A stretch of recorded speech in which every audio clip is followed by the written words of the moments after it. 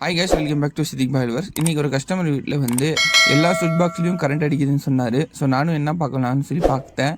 So பார்த்தா முதல்ல MC பாக்ஸில் இருக்கிற எர்த்து லிங்க் எல்லாம் வெளியே எடுத்துகிட்டு ஸோ மொத்த எர்த்து வயர்லேயும் வந்து ஃபஸ்ட்டு செக் பண்ணி பார்த்தேன் செப்பரேட்டாக.